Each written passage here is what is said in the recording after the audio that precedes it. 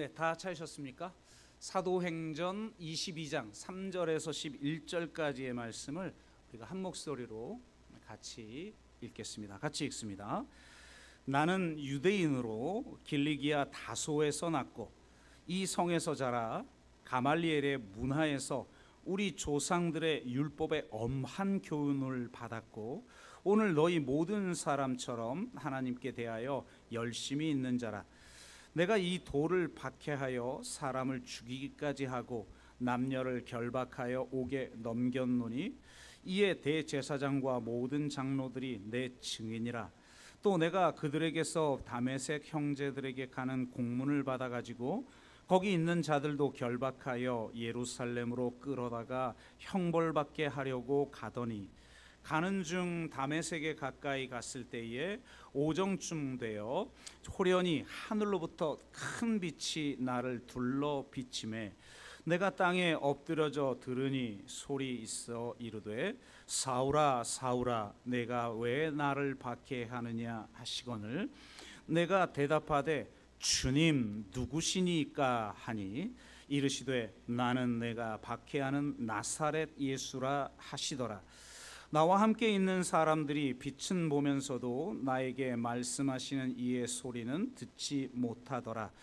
내가 이르되 주님 무엇을 하리까? 주께 이르시되 일어나 다메섹으로 들어가라. 내가 해야 할 모든 것을 거기서 누가 이르리라 하시거늘 나는 그 빛의 광채로 말미암아 볼 수 없게 되었으므로 나와 함께 있는 사람들의 손에 끌려 다메섹에 들어갔노라. 아멘.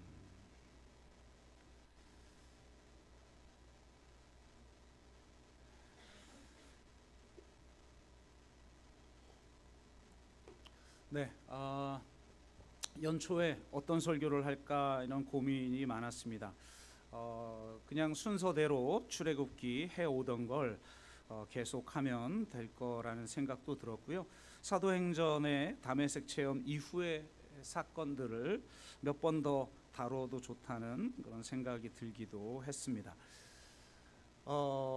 한 달에 한 번은 한송이 목사님이 설교를 해 주시기 때문에 한 주가 제 비는데도 그 주 토요일에도 계속 설교에 대한 구상을 하게 되고 설교 준비를 위한 독서도 하게 됩니다. 설교하는 준비하는 주에 비해 강도는 덜하지만 비슷한 밀도의 긴장 상태에 있는 것 같습니다. 그러던 중 지난주에 며칠간 아침에 일어나는데 제 마음속에 반복적으로 바울이 다메섹 도상에서 예수님을 만난 사건이 강하게 좀 맴돌았습니다. 그래서 이 사도행전 9장의 사건을 자기 입으로 직접 고백하는 이 22장의 말씀을 통해서 다메섹 도상의 사건을 한 번 더 나누도록 하겠습니다. 빌립보서 3장 말씀과 연동하여서 사도행전 22장의 말씀을 나누게 될 텐데 다메섹 도상의 체험이 갖는 아주 중요한 여러 의미들이 있지만 특별히 제 마음속에 강하게 맴돌았던 의미에 대해서만 나누도록 합니다. 사도 바울이 22장에서 자신이 겪었던 다메섹 도상의 사건을 서술하면서 자신이 주님께 이 두 가지 질문을 했다고 말합니다. 첫 번째는 주님 누구시니까? 라는 질문이고 다른 하나는 주님 무엇을 하리까? 라는 질문입니다. 인간은 질문하는 존재죠. 내가 어떤 질문을 가지고 살아가느냐가 내 인생을 결정하는 것인데 그 많은 질문들 중에서도 궁극적인 질문이 있어요. 반드시 인간으로서 해야 하는 질문이 있는데 그 두 가지 질문이 바로 사도행전 22장에 나옵니다. 주님 누구시니까? 그리고 주님 무엇을 하리까? 라는 질문입니다. 이 두 가지 질문이 주는 의미를 통해서 이 의미를 살펴봄을 통해서 참다운 내 자신이 되어 내 일을 하며 살아가는 우리 성도님들이 되기를 주의 이름으로 축복합니다. 바울은 다메섹 도상에서 부활하신 예수님을 만납니다. 의인의 부활을 믿고 있던 유대인들에게 예수님이 부활했다라는 사실은 그가 의롭다는 것을 입증해 주는 사건입니다. 그렇다는 건 곧 예수를 죽인 자들이 죄인이고 예수를 증거하는 자들을 핍박하는 사울 자신이야말로 죄인이라는 것을 의미하지요. 또한 그리스도인들이 선포한 복음이 진리라는 것을 증명해 줍니다. 유대인들로서는 도저히 인정할 수 없는 복음이죠. 그런데 바로 그 복음이 말하고 있는 하나님 사항을 받아들일 수밖에 없는 상황이 되었다는 걸 의미합니다. 그래서 바울은 묻죠. 주여 누구시니까? 일생의 가장 중요한 질문이 바로 이것입니다. 주님 누구시니까? 주님이 누구인지를 알 때만 인간은 자기 자신이 누구인지를 알게 됩니다.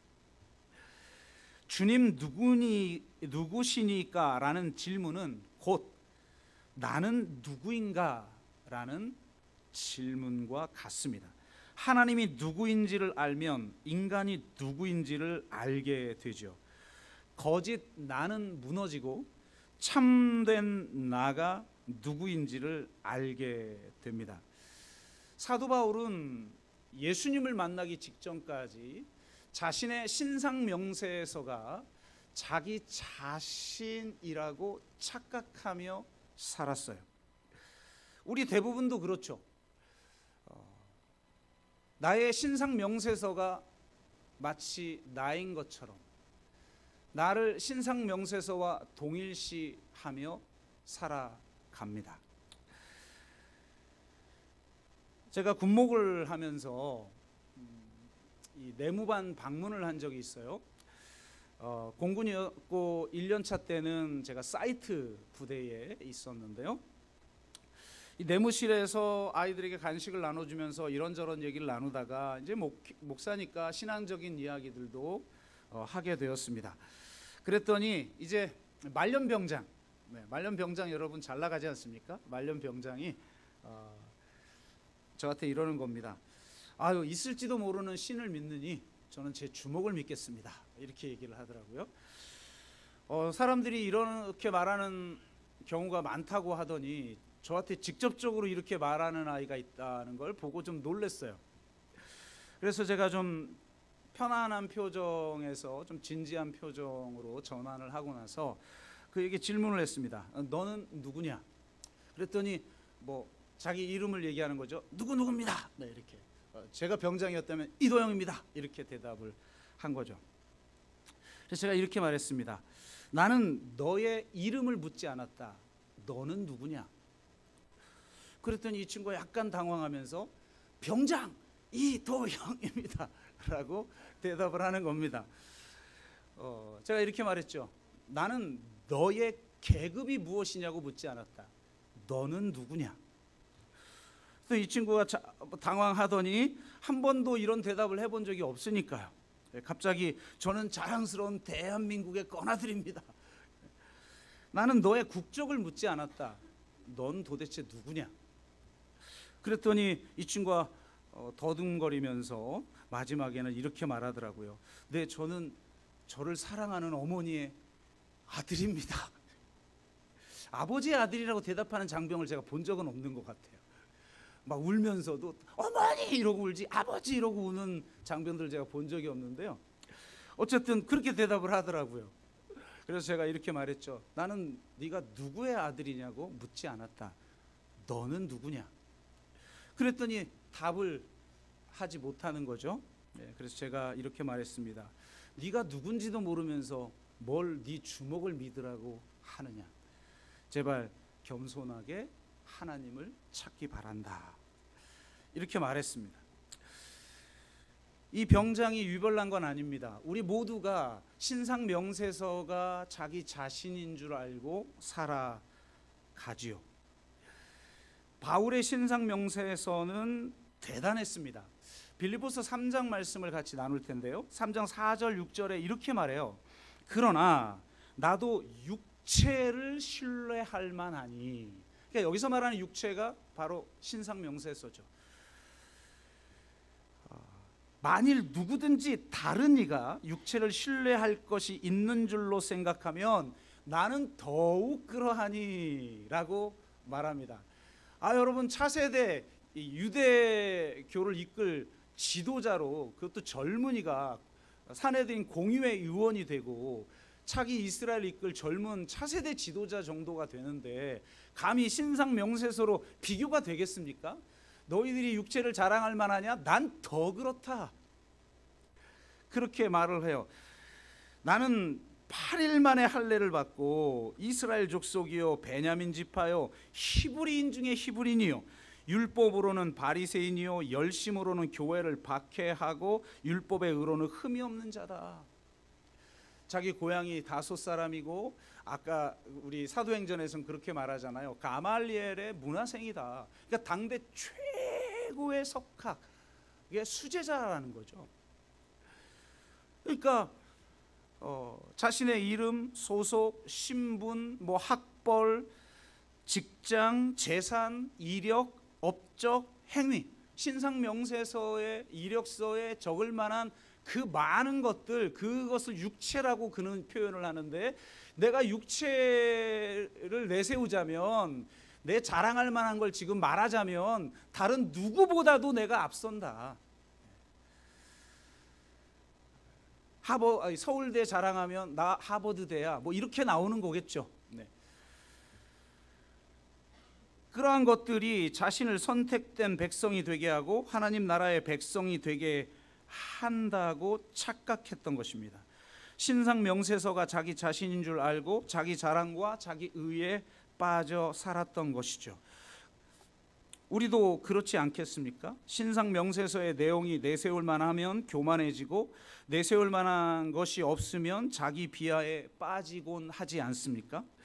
율법의 의라는 것이 바로 이런 수준의 것들인 것이죠. 바울은 누구보다 육체를 신뢰할 만한 사람이었어요. 하지만 부활하신 예수님을 만나고 나서 이 모든 것이 다 무너져 버립니다. 빌립보서 3장 7절에서 9절. 그러나 무엇이든지 내게 유익하던 것을 내가 그리스도를 위하여 다 해로 여길 뿐더러 또한 모든 것을 해로 여김은 내 주 그리스도 예수를 아는 지식이 가장 고상하기 때문이라. 예수 그리스도를 아는 그 지식, 이건 그냥 배워서 하는 지식이 아니죠. 체험적인 암, 내 온몸으로 깨닫는 암, 그 살아계신 하나님을 인격적으로 만나는 것에서 오는 알미죠. 그 지식이 너무나 고상하여서, 그리고 그 지식을 통해서 얻게 되는 나는 누구인가에 대한 그 지식이 가장 고상하여서 가짜 나를 만들었던 그 모든 것들을 다 배설물처럼 여기게 됐다는 거예요. 내가 그를 위하여 모든 것을 잃어버리고 배설물로 여김은 그리스도를 얻고 그 안에서 발견되려 함이니. 여러분, 이건 기가 막힌 이야기예요. 여러분, 진짜 나는 발견하는 게 아니에요. 발견되어지는 거예요. 신상명세서로 구성된 가짜 내가 아니라 그리스도 안에서 발견되어지는 나, 그게 진짜 나인 거예요. 우리는 자꾸 신상명세서에서 자신을 발견하려고 합니다. 하지만 진짜 나는 발견되어지는 것입니다. 폭죽처럼 터지는 기쁨으로 제게 찾아오신 하나님에게 발견되어진 나, 이는 내 사랑하는 자여 내 기뻐하는 자라는 선언 속에서 발견되어진 나, 바로 그 나를 발견하고 나서야 저는 참 나를 알게 되었고 다시는 목마르지 아니하는 생수의 강이 제 배에서부터 흘러나오는 것을 경험하게 되었습니다.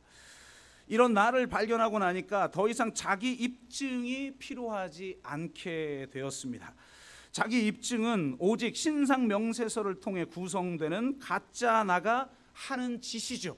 그 신상명세서를 더 좋게 하려고, 혹은 더 좋은 그 신상명세서라는 존재가 자기 자신이라는 걸 입증하려고 분투해요. 사도 바울이 그렇게 열정을 다했던 이유는 바로 그 신상명세서로 꾸며지는 자기 자신을 입증하기 위한 열심이기도 했어요.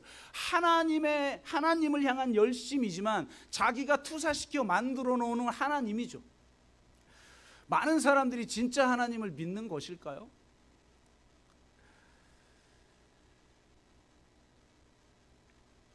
그 자기 입증은 오직 신상명세서를 통해 구성된 가짜 나가는 짓이고, 그것이 가짜인 것을 깨달았기 때문에 더 이상은 자기 입증을 추구할 필요가 없게 되어지는 것이죠. 그래서 나중에 사도 바울이 그렇게 말하듯이 불의 공력에 다 없어질 법한 것들, 그런 신상명세서를 배설물처럼 여기게 되었다는 거예요. 참 멋진 말이죠. 여러분, 신상명세서로부터 정말 자유롭습니까? 제 아내가 가끔 어떤 자료를 저에게 좀 보내와요. 자주는 아니지만 본인이 읽다가 혹은 뭔가를 보다가 설교 예화에 쓸만한 것 같다라는 생각이 들면 가끔 한두 개씩 보내오곤 합니다. 하루는 김미경의 릴스를 보내왔어요. 그런 건 저한테 잘 보내지 않거든요. 네. 김미경 알죠? 네네. 그 언니의 독설로 유명한. 제가 전에 한번 말한 적이 있지만 저는 사실 김미경을 별로 좋아하진 않습니다. 책 몇 권을 읽어보았지만 그저 깊이가 얕은 지식인에 불과하다, 이렇게 생각이 되어졌고, 뻔한 말을 좀 쉽고 재미있게 할 줄 아는 대중적 강사 정도로 이제 저는 정리를 했어요. 물론 그렇게 쉽고 재미있게 강의하는 건 아무나 할 수 있는 건 아니기 때문에 그의 강의 능력만큼은 인정했죠. 그러다가 김미경의 리부트라는 책을 읽고 좀 충격을 받았어요. 제가 좀 무시를 했는데 최소한 이 책에 나오는 김미경만큼은 우습게 볼 만한 사람이 아니구나, 최소한 자기 세계 내에서만큼은 이거 진짜 백이구나 라는 생각을 하게 되었고, 그래서 제가 탈성장 교회라는 책에서도 이 리부트 이야기를 좀 짧게 소개를 했어요. 그리고 잊고 있었는데 갑자기 아내가 릴스 2개를 보내왔어요. 기독교 유튜브에서 인터뷰한 내용을 이제 짧게 줄여서 올린 동영상이었는데요. 놀라운 건 그가 최근에 하나님을 믿게 되었다는 겁니다. 그래서 제가 릴스 내용을 소개하자면 첫 번째 건 이래요. 사업이 망하고 나니까, 그러니까 거의 망해져 가니까 모두가 자기를 멸시하고 떠나더라는 거예요. 마치 자신이 쓸모없는 존재가 된 것 같고 마치 발가벗겨진 것 같았다는 거예요. 그러니까 누구의 얼굴을 똑바로 쳐다볼 수도 없게 된 거죠. 심지어는 자기 직원이 자기를 바라볼까 봐 피해 다녔다는 거예요. 아니 뭐라고? 그런데 하나님이 찾아오셔서 벌거벗겨진 것 같은 자신에게 옷을 입혀주는 것 같았다는 거예요.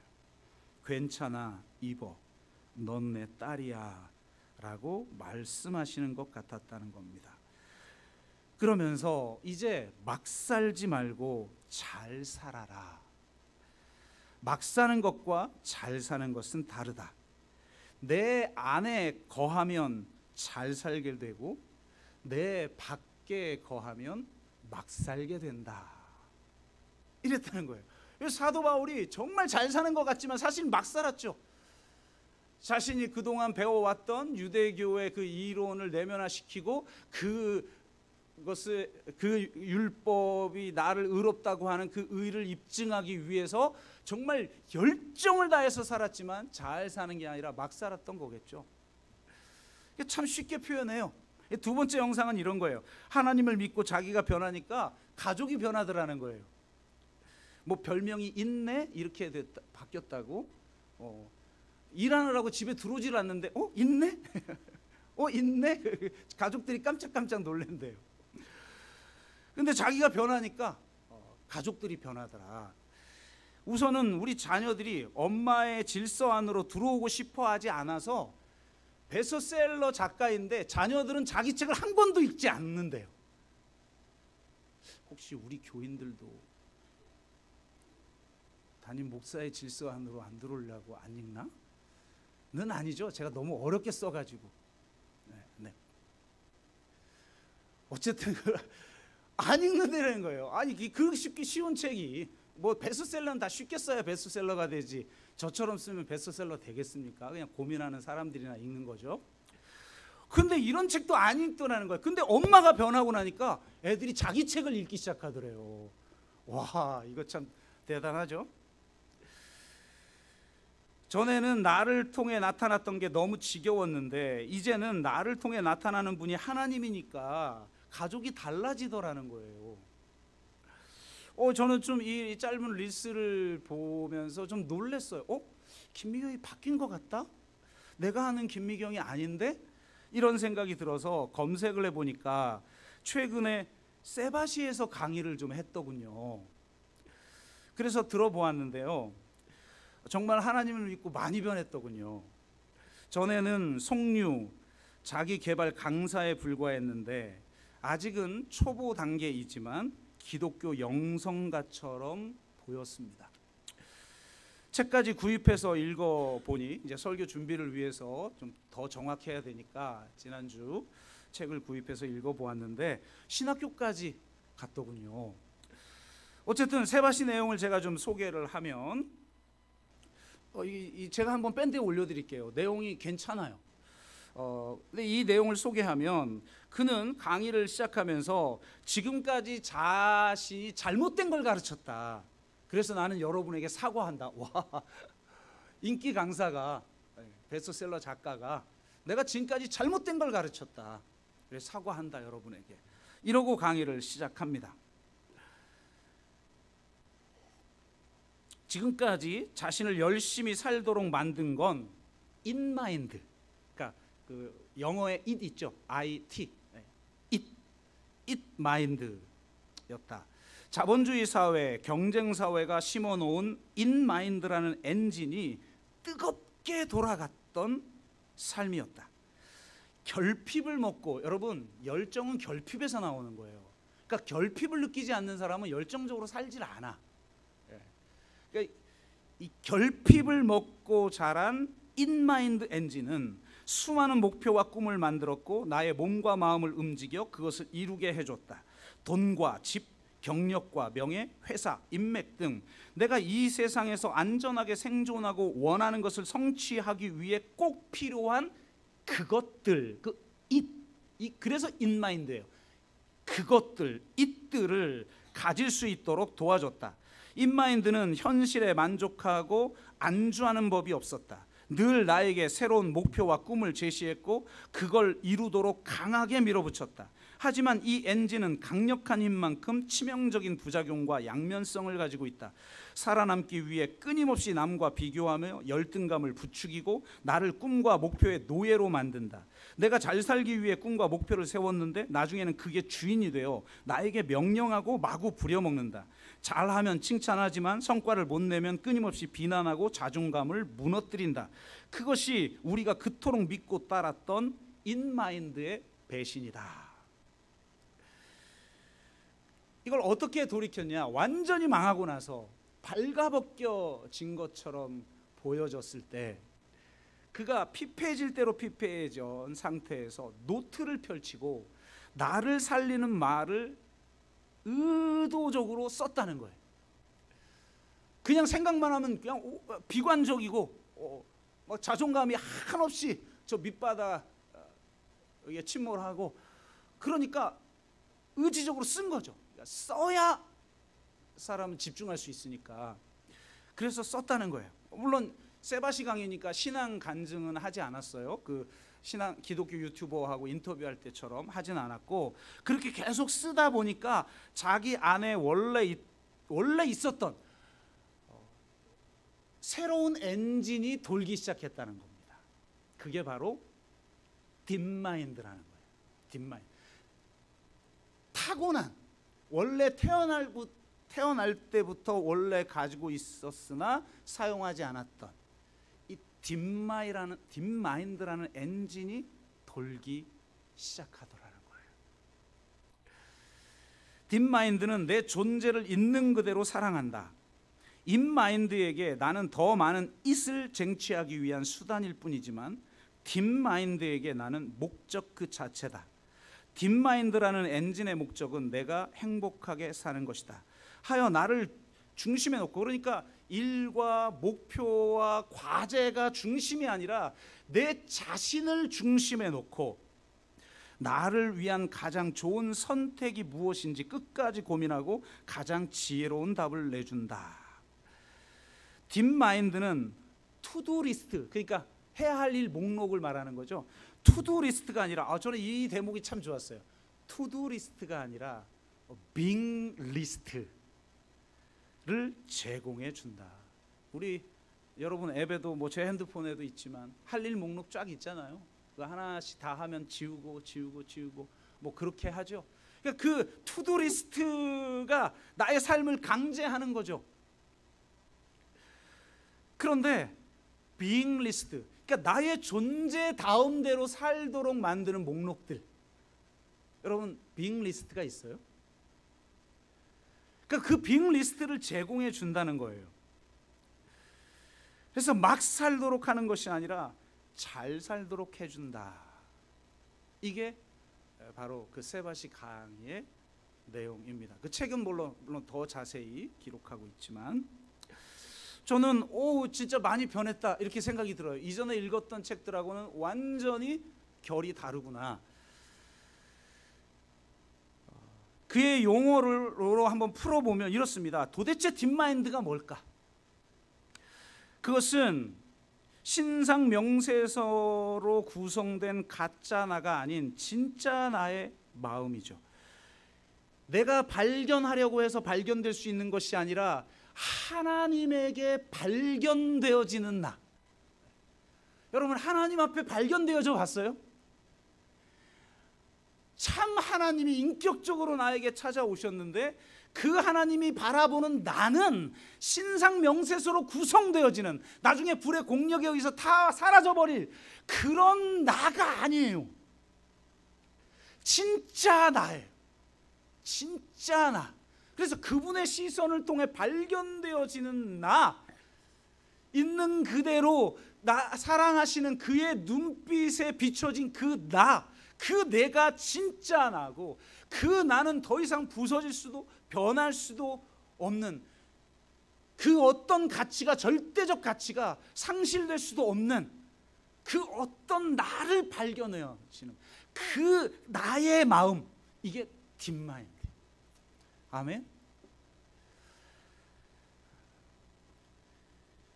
주님 누구시니까 에 대한 해답으로 주어지는 새로운 질문, 나는 누구입니까? 라는 이 질문에 대한 답은 주님께 발견되어지는 나입니다. 그 나가 있으면 더 이상 자기를 입증하려고 할 필요가 없어요.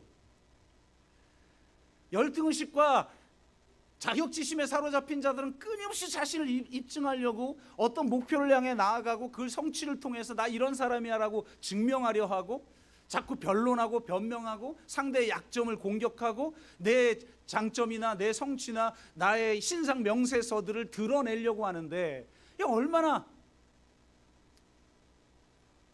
참 불쌍한 삶이냔 말이에요. 사도 바울처럼 그냥 열심히 살았는데 부활한 주님을 만나고, 그래서 참 난 나를 발견하고 나니까 나의 나됨은 주의 은혜라는 것을 고백할 수 있는 사람이 되고 나니까 더 이상 자기 입증을 위해서 막 살 필요가 없죠. 잘 살게 됩니다. 존재로 살아갑니다. 투두 리스트가 아니라 빙 리스트를 가지고 살아가게 됩니다. 이 마음을 가지고 살아야 진정한 평안과 기쁨을 누릴 수가 있는 것입니다. 진짜 나로 살 때 우리는 자신을 온전히 사랑할 수 있고 진정한 평안과 기쁨을 누릴 수가 있는 것입니다. 이 자리에 있는 모든 분들이 하나님께 발견되어진 나로서 살아가기를 주의 이름으로 축복합니다. 내 자신으로 살아가기를 주의 이름으로 축복합니다. 두 번째 질문은 주님 무엇을 하리까예요. 존재의 패러다임과 행위의 패러다임은 완전히 다르죠. 그런데 기독교에서는 이 두 가지가 하나예요. 은총과 소명은 하나입니다. 주님 누구시니까 라는 답을 주신 하나님은 주님 무엇을 하리까에 대한 답도 주십니다. 내가 누구입니까에 대한 답을 주신 하나님은 내가 할 일이 무엇입니까에 대한 답도 주셔요. 내가 누구인지에 대한 답을 알지 못하는 사람은 내 할 일이 무엇인지를 알지 못해요. 그래서 진짜 내 일이 아닌 세상이 혹은 누군가가 강요하고 강제하는 일을 하면서 살아가요. 생존을 위해서 어쩔 수 없는 삶을 살아가요. 김미경의 용어로 빌어서 표현을 하자면 인마인드의 강요에 따라 일을 하는 것이죠. 투두 리스트의 성취를 통해서 얻어지는 보상을 추구해요. 여러 투두 리스트 그걸 완성해요. 공적을 만들고 업적을 만들고 나 자신을 입증할 수 있고 내 몸값이 올라가죠. 그로 인한 보상으로 주어지는 외적 성공은 여러분 좀 해보시면 알아요. 물론 저는 별로 안 해봤나? 대형교회 한번 하고 나야 되는 건가요? 저도 뭐 한 17,000명 교회에서 김희중 목사님하고 매주 모여서 전체 교회를 운영하는 목회 기획팀에서 한번 해보고 그 17,000명의 교회를 움직이는 일도 해봤는데요. 그 속에서 누려지는, 그리고 제가 내적 치유 수양회를 하면서 정말 강력한 성령의 역사를 막 경험하고 막 이러면서 어떤 성취를 경험해 봤어요. 나름 그 나이 때에. 근데 여러분 그 성취 더 목말라요. 저는 다윗이 왜 밧세바를 범하는 어처구니 없는 일을 했을까? 성취 그 다음을 그가 다스리질 못한 거예요. 더 깊은 공허, 더 깊은 목마름, 그래서 더 큰 목적을 향해, 더 자신을 입증할 만한 더 큰 비전을 향해 나아가게 돼요. 외적 성공은 더 큰 결핍과 목마름만 만들어낼 뿐이에요. 자기 힘으로 얻은 보상이라는 것, 사도 바울이 그렇게 말하잖아요. 자기가 열심을 다해서 노력한 인풋에서 나오는 아웃풋, 그것을 보상이라고 말하죠. 그게 율법의 의라는 거예요. 율법의 의. 그 율법의 의는 결코 자신을 발견하게 하지 못할 뿐만 아니라 진정한 자기 만족을 경험할 수도 없게 만드는 거예요. 그 율법의 의로는 자기가 흠없는 자라고 이야기할 정도의 사도 바울의 고백이에요. 나는 율법의 의로 말하자면 완전한 자다. 흠이 하나도 없다. 그러나 부활한 예수를 만나고 나서 가짜 나가 깨어지고 나니 그 모든 것이 다 배설물처럼 여겨지는 거죠. 제가 어느 다큐멘터리를 봤는데 이런 대화가 나오더라고요. PD가 작은 일에도 열심인 어느 인물에게 이런 질문을 해요. 그러니까 그 다큐멘터리를 만드는 PD죠. 요즘은 PD들이 꼭 프로그램에 나와서 막 질문하고 대답하고 이걸 뭐 다 하더라고요. 그러니까 선생님, 왜 이렇게 작은 일에도, 그러니까 뭐 대단히 큰 일을 하는 것처럼 작은 일에도 최선을 다하니까 왜 이렇게 작은 일에도 열심히 해요? 저는 솔직히 제가 하는 일이 싫어요. 먹고 살자고 그냥 겨우겨우 출근하고 그래서 다큐멘터리 만들고 뭐 그러나 봐요. 그랬더니 그 말을 들은 사람이 이렇게 답변을 해요. 그건 자네가 남의 일을 하고 있기 때문이네. 그러네. 남의 일을 하니 힘들고 하기 싫지. 내 일을 해야 해. 내 일을 하면 피곤한 게 없고 하기 싫은 게 없고 그냥 최선을 다하게 되네. 우리 뭐 이해할 수 있죠. 남의 업체 밑에서 어떤 일을 맡아서 하는 것과 내 업체, 내가 하는 업체에 일을 하는 거 다르잖아요. 담임 목사하고 부목사는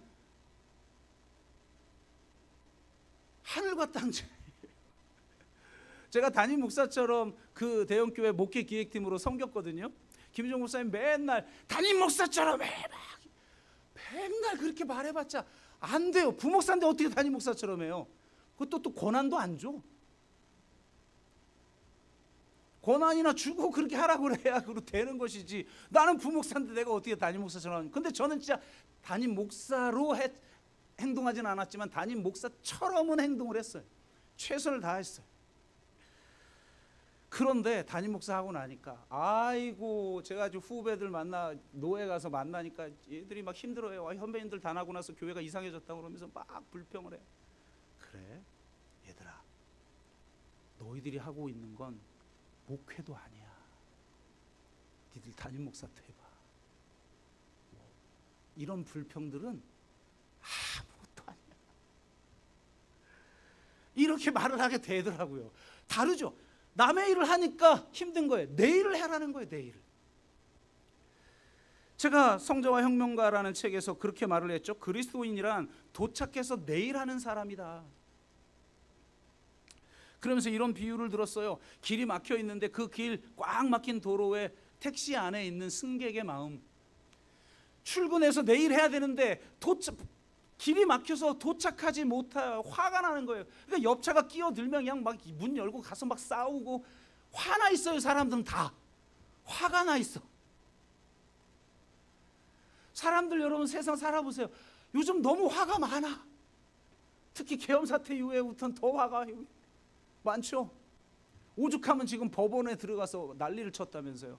한편으로는 불쌍하고 측은지심이 좀 일어나요. 힘들겠다. 지금 보수적인 사람들이 되게 힘들겠다. 이런 생각이 좀 들어요. 뭐 어떻게 변론을 할 수 없는 사고를 쳐버려가지고 이게 안 되잖아요. 그러니까 지금 근데 우리는 정의를 외치고 누구 편이냐를 넘어서서 정의를 외치다 보면 이게 내가 의도와 상관없이 괜히 공격받는 것 같고 힘들죠. 저는 참 그러니 여러분 지금 수세에 몰려있는 분들을 긍휼히 여기시기를 바랍니다. 아멘도 안 하는 거 봐요. 그러니까 너무 화가 나 있어 사람들이.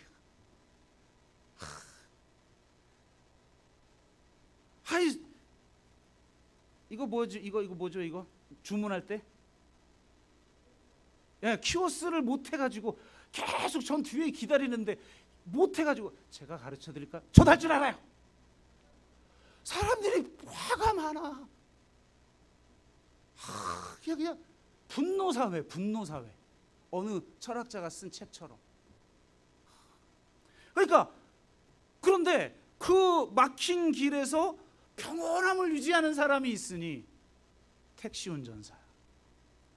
그는 도착하여 자기 일을 하고 있거든요. 막혀도 돈은 올라가니까. 그리스도인은 도착하여 자기 일하는 사람이에요. 아직 도착하지 못해서 초조해하고 분노해하고 남의 일을 하면서 하기 싫어하고 힘들어하는 삶이 아니라 나에게 주어진 삶이 어떠한 삶이든 그 일을 내 일로 받아들여. 이걸 성경은 소명이라고 말하는 거예요. 소명. 인마인드로 인해 늘 결핍을 먹고 사는 사람들은 늘 어딘가에 도착해야 돼요. 아직 도착하지 못했어요. 하지만 딥마인드를 가진 사람은 이미 도착한 사람이기에 어디로 따로 갈 필요가 없어요. 그냥 이미 도착하여서 내 일을 합니다. 도착하여 내 일을 하는 사람은 자기가 누구인지를 입증할 필요가 없는 사람들이에요. 남의 일을 하는 사람만 자기 입증을 위해서 일을 하죠. 여기서 말하는 자기 일이 뭡니까? 자기의 존재와 일치하는 일이고 하나님의 부르심이에요. 하나님의 부르심에는 후회가 없어요. 하나님의 부르심은 나임에도 불구하고 나를 부르신 게 아니라 나이기 때문에 부르신 거예요. 그냥 내 존재로 살아가면 돼요. 그래서 주의 그 부르심을 따라 살아가는 삶. 사도 바울은 이방인의 사도로 부름을 받았죠. 아나니아를 통해서 너를 왜 구원했는지를 전해 듣게 됩니다. 그리고 나중에는 직접 하나님의 말씀을 듣죠. 재판에 처해지면서 죽음의 위기 앞에 있을 때 하나님이 나타나 말하죠. 네가 예루살렘에서 그리스도의 증인이 됐던 것처럼 로마에서 그리스도의 증인이 되어야 하리라. 그러니 지금 여기서 죽을 수 없는 거죠. 담대하죠. 아, 죽일 수 없구나. 저들이 지금 나를. 당당하게 갑니다. 근데 당당하게 가는 그 삶이 여러분 평탄한 삶이 아니에요. 다메섹에서도 자기를 죽이려는 자들을 피해 달아나야 했고, 예루살렘에서도 피해 달아나야 했고, 결국 그 고향 다소에서 10여 년의 시간을, 무명의 시간을 보내야 했고, 또 선교사로 파송되어져서 그가 겪은 그 고난을 고린도 후서에 기록하고 있는데요, 우리 그렇게 못 살 것 같아요. 수많은 죽음의 위기, 고난, 형벌, 감옥에 갇히고 풍랑에 난파되어 죽음의 위기 앞에 놓이고, 그리고 밤낮 그 교회로 인해서 걱정, 자기가 세운 교회에 떠나왔는데 고린도 교회를 보세요. 온갖 그냥 죄악으로 들끓고 변질되어지고, 그것 때문에 밤잠을 자지 못하고 하나님 앞에 기도했다는 이야기 아닙니까? 그러면 때로는 후회가 되죠. 아니 내가 이렇게 나 유대교에서 잘 나갈 수 있었는데, 예수 그리스도 때문에 모든 걸 포기하고 정말 이름도 없이 빚도 없이 이렇게 열심을 다했는데, 내가 노력했던 그 결과 내 인풋에 비해서 아웃풋은 너무 초라한 것처럼 보여지고, 또 나왔던 아웃풋들이 변질되어지고, 내가 그동안 노력했던 것들이 다 헛된 것 같고, 그러니까 뒤를 돌아보면 내가 지금 이걸 이렇게 열심히 살아서 뭐하나, 이런 마음이 들죠. 그런데 그는 항상 지금 여기서 저 표대를 향해 그저 한 걸음 한 걸음 달려갔을 뿐이에요. 환경에 연연하지 않고 어떤 곳에서든 어떤 환경에서든 도착하여 자기 일을 합니다. 성과에 연연하지도 않습니다. 그저 표대를 향해 묵묵히 한 걸음 한 걸음 나아갈 뿐이죠. 빌립보서 3장 12절에서 14절에 그는 이렇게 고백합니다.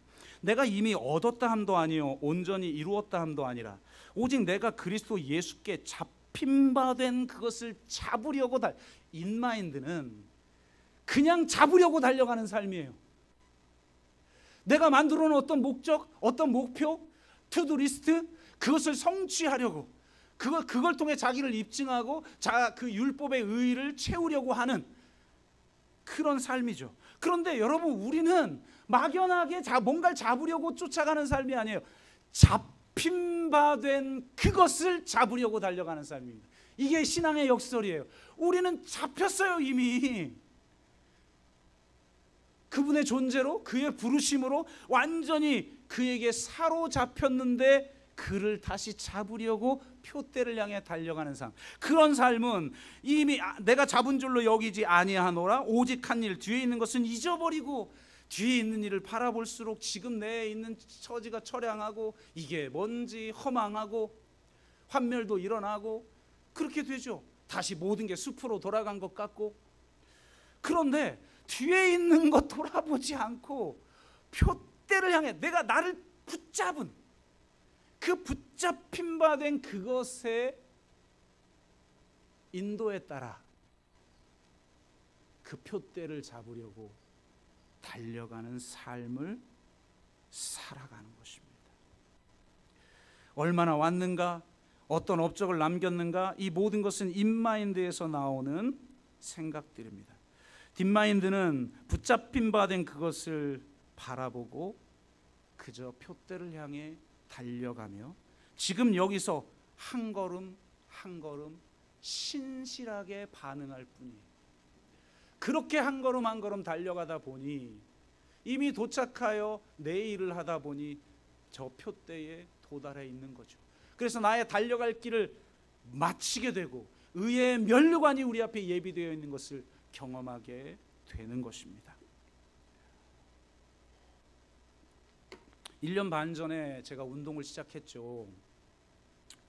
이러다가 곧 죽겠구나라는 생각이 들고 위기감이 생겨서 운동을 시작했는데, 그래도 나름 꾸준히 하다 보니까 아무리 못해도 일주일에 2번은 헬스장을 갔고, 어쨌든 평균 4번은 가려고, 4번은 가려. 초반에는 더 많이 갔는데 그게 힘들더라고요. 그래서 4번을 쫙 가자. 그게 가장 이상적이다라고 생각하고 열심히 해서 몸무게도 좀 많이, 지방도 많이 빠지고 근육은 좀 붙고 그렇게 된 것 같아요. 유산소 운동도 꾸준히 해서 걷기 운동 이런 걸 많이 했는데, 우리 박창배 집사님이 장례식 다녀오는 동안에 운전을 하고 가는데 4시간, 오는데 4시간 동안 저에게 운동 특강을 하면서, 목사님 달려야 됩니다.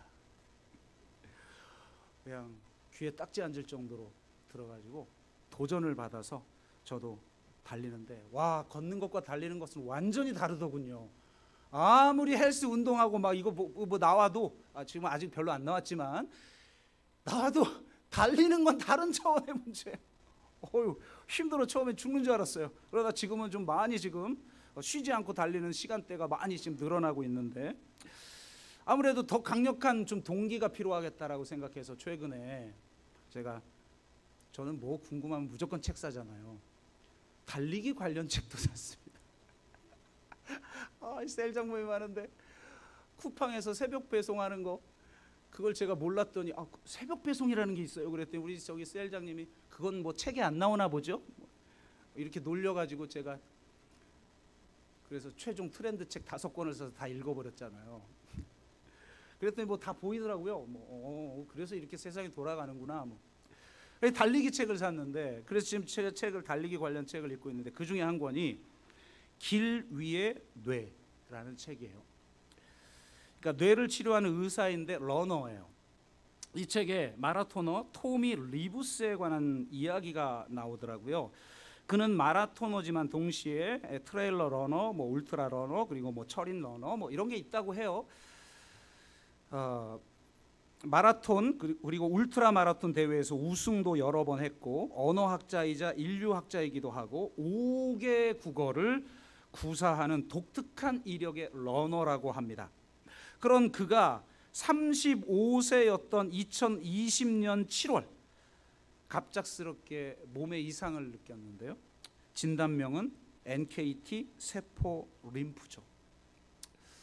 그래서 이제 항암 치료를 하게 되었는데, 180cm인 그의 체중이 40kg까지 줄어버렸습니다. 입원한 지 거의 1년 만에 퇴원했을 때 그의 폐는 20%의 기능만 남은 상태예요. 그러니까 나의 폐의 기능의 20%만, 5분의 1만 작동하는 거예요.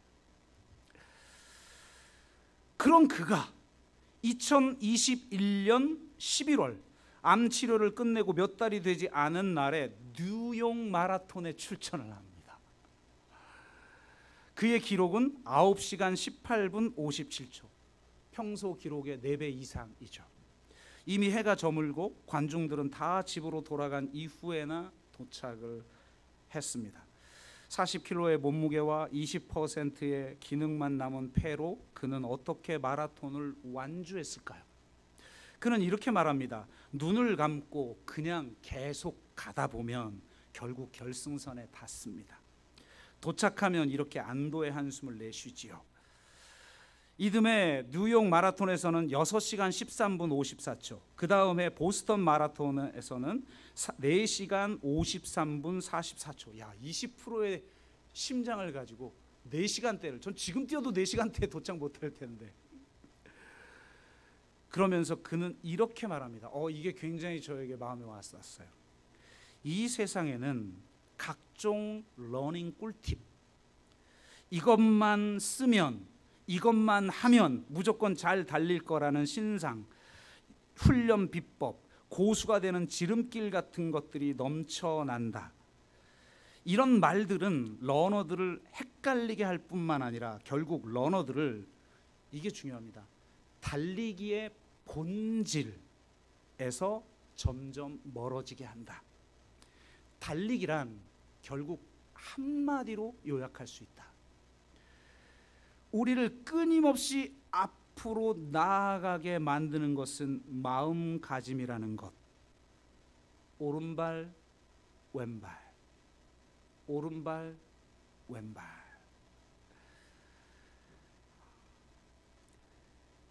이 오른발 왼발, 이것이 바로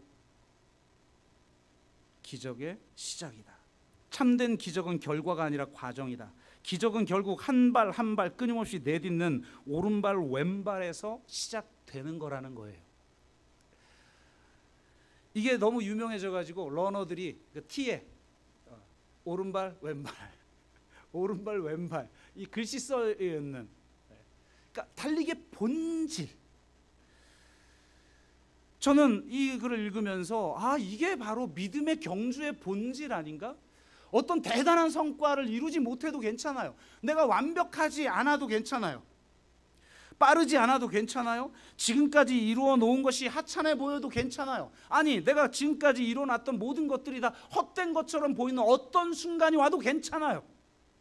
우리 믿음의 이 경주의 본질은 오른발 왼발 오른발 왼발. 지금 여기서 그저 이미 도착하여 자기 일을 하며 저 표대를 향해 붙잡힌 바 된 것을 붙잡으려고 한 발 한 발 한 발 오른발 왼발 오른발 왼발, 그 발걸음의 신실한 것, 이것이 경주의 본질인 것입니다. 저도 이번 주에 좀 마음이 많이 힘든 일이 있었는데 설교 준비하면서 정리가 됐어요. 그렇구나. 어떤 결과, 내가 성취해 놓았던 것, 이게 중요한 게 아니라 붙잡힌 바 된 그것을 붙잡으려고 지금 여기서 그의 부르심에 신실하게 그저 오른발 왼발 오른발 왼발 그렇게 살아가는 것입니다. 그것이 그리스도인의 삶인 것입니다. 저와 여러분이 그렇게 오른발 왼발 오른발 왼발 한 걸음씩 저 표대를 향해 나아가기를 주의 이름으로 축복합니다. 결론을 대신하여 한 말씀만 드리고 마칩니다. 내가 누구인지 알았습니까? 내 할 일이 무엇인지를 알았습니까? 내 자신이 되어 내 일을 하고 계십니까? 그렇다면 이제 소명의 본질을 붙드시길 바랍니다. 부르심에서 가장 중요한 것은 무엇에로가 아니라 누구에게로입니다. 소명에는 1차적 소명과 2차적 소명이 있습니다. 2차적 소명은 무엇에로이고 1차적 소명은 누구에게로입니다. 1차적 소명은 그분에 의한, 그분을 향한, 그분을 위한 부르심입니다. 1차적으로 우리는 누군가에게 부름받았다는 것을 잊지 마십시오. 무엇인가, 즉 어떤 역할이나 직무로나 어디엔가, 즉 어떤 사역지나 일터로 부름을 받았느냐가 더 중요하지 않습니다. 우리의 1차적 소명은 모든 것을 다스리시고 주권적으로 이 세상을 통치하시는 하나님을 기억하고 모든 사람이 모든 곳에서 모든 것에서 전적으로 그분을 위해 그분을 향해 생각하고 말하고 살고 행해야 하는 것임을 기억하십시오. 1차적 소명과 2차적 소명을 함께 붙드는 것이 무엇보다 중요하고 무엇보다 중요한 것은 그것의 순서입니다. 자칫 심지어 내 일조차 하나님의 소명조차 수단이 되어버리거나 그것이 주인 노릇을 하느라고 정작 하나님과의 깊은 영적 교제와 그분께 영광 돌리고자 하는 그러한 선한 마음들이 사라져버릴 수 있음을 기억하시길 바랍니다. 오스 기니시는 이렇게 말합니다. 하나님 외에 그 누구에게도 우리는 입증해야 할 것도 얻을 것도 잃을 것도 없다. 정말 이러한 삶을 살아가는 저와 여러분 되시기를 주의 이름으로 축복합니다. 함께 찬양하고 기도합니다.